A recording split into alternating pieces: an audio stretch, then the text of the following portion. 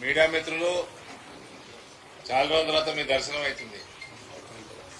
బాగున్నారా అంతా? ఇట్లనే ఓ మీడియా మిత్రుడు అడుగుతున్నాడు, సార్ మీరు బాగా రోజులైంది నిజామాబాద్ రాలేదంటే, ఇందూరు ప్రజలు నన్ను ఇందూరుకే మెంబర్ ఆఫ్ పార్లమెంట్ కాదు, నాకు బాధ్యత ఏంటంటే అనేక మంది మోదీ సైన్యంలో సైనికులలో నేను ఒకరిని. హిందూ ప్రజలు నాకు ఇచ్చిన బాధ్యత ఏంటంటే భారతదేశాన్ని హిందూ రాష్ట్ర స్థాపన చేయాలి, భారతదేశంలో బాధ్యత కూడా ఇచ్చారు.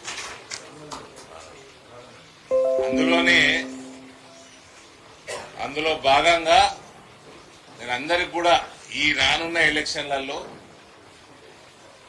ఓటర్లు ఎవరుగా నమోదై ఉన్నారో మనందరి బాధ్యత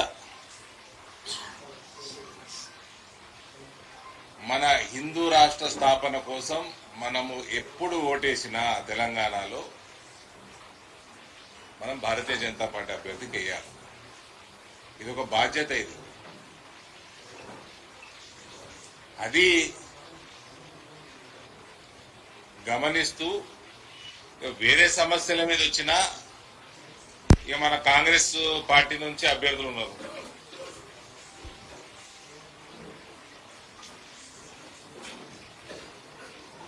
కాంగ్రెస్ వాళ్ళు ఎన్ని వాగ్దానాలు చేసిండ్రు, వాళ్ళ వాగ్దానాల పరిస్థితి ఏంది, అది నాకంటే ఎక్కువ మీ మీడియా మిత్రులందరికీ మీకు తెలుసు. వాళ్ళ మీద ఎంత వ్యతిరేకత ఉంది గ్రామ స్థాయి నుంచి మన కళ్ళకు కనబడతా ఉంది. ఏ ఒక్క వాగ్దానం ఇంప్లిమెంట్ చేసేది లేదు, కానీ ప్రపంచాన్ని దిశానిర్దేశం చేస్తున్న, ప్రపంచానికే దిక్సూచిగా నిలబడుతున్న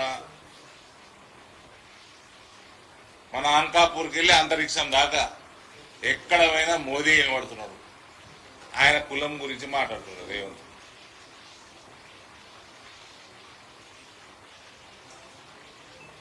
ఆస్ట్రేలియా ప్రధానమంత్రి మోడీ ఈజ్ బాస్ అంటున్నాడు. అమెరికా అధ్యక్షుడు మోదీ గారు కూర్చొని కుర్చీ గుంజుతున్నాడు. ఫ్రాన్స్ అధ్యక్షుడు నేను ఒక్కడనే చైర్మన్ కాదు, మీరు కో చైర్మన్ అయితేనే మీటింగ్ పెడతానని అంటున్నాడు. ఆ స్థాయిలో ఉన్న మోదీ గారిని పట్టుకొని కులం గురించి మాట్లాడుతున్నారంటే రేవంత్ ప్రయారిటీ లేదు. ఈ వాగ్దానాలు ఇతర రాష్ట్రం ఎదుర్కొంటున్న ఇతర సమస్యల నుంచి డైవర్ట్ చేయనీకి కూడా ఆయనకు ఒక సరైన సబ్జెక్టు దొరకలేదు. కానీ మాట్లాడుకుంటా రేవంత్ అగ్రవర్ణాలందరినీ బీసీలందరినీ కూడా మోడీకి ఓటేయమని చెప్పాడు. ఆయన అన్నదాని బట్టి నాకైతే అదే అర్థమైంది. ఆయనట పుట్టినప్పుడు బీసీ కాదట, తర్వాత బీసీ అయిందంట. అది కాంగ్రెస్ ప్రభుత్వమే మోదీ గారి కులాన్ని బీసీలలో చేర్చింది కాబట్టి వాళ్ళ పార్టీ నిర్ణయము. రేవంత్ అన్న మాటతోటి నాకు అర్థమైంది ఏంటంటే అగ్రవర్ణాలు బీసీలందరూ కూడా మోడీకే ఓటేయమని చెప్తున్నాడు ఆయన. సబ్జెక్టు లేదు, అడ్మినిస్ట్రేషన్ లేదు, వాగ్దానాలు గాయమైనాయి. అదో సెన్సెస్ చేసిండు, ఆ సెన్సెస్ లో 1 కోటి మంది ప్రజలు గాయమైపోయినరు. అయోమయం జగన్నాథం. ఇది కాంగ్రెస్ పరిస్థితి. ఇంకోవైపు ఏమో దేశం మొత్తం భారతీయ జనతా పార్టీ బాట పడుతున్నది. ఢిల్లీలో 27 సంవత్సరాల తర్వాత హిస్టారికల్ తీర్పు ఢిల్లీ ప్రజలు ఇచ్చింది.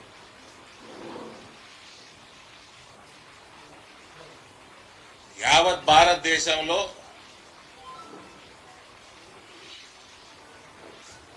హిందూ రాష్ట్ర స్థాపన మొదలైపోయింది.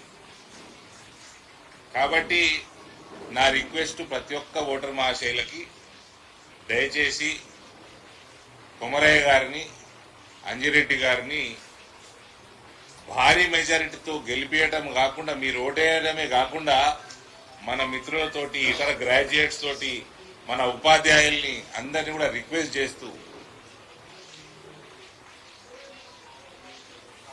మనము మన దేశాన్ని మనం కాపాడుకోవాలంటే మనం బీజేపీని ఏ ఎలక్షన్ వచ్చినా ఎన్నుకునే బాధ్యతగా ప్రతి ఒక్క భారతదేశ పౌరుడు తీసుకోవాలి.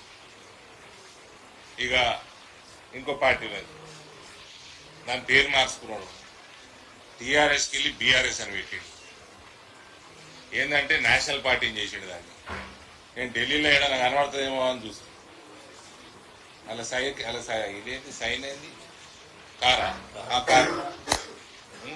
కారు ఢిల్లీలో ఏదైనా తిరుగుతుంది అంటే ఆడ తిరుగుతలేదు. సరే తెలంగాణకు వస్తేనే ఈడేమని ఉన్నదా అంటే ఈడ కూడా తిరుగుతున్నట్టు లేదు. మా రాకేష్ భాయ్య చెప్పాలి కార్యమైందో.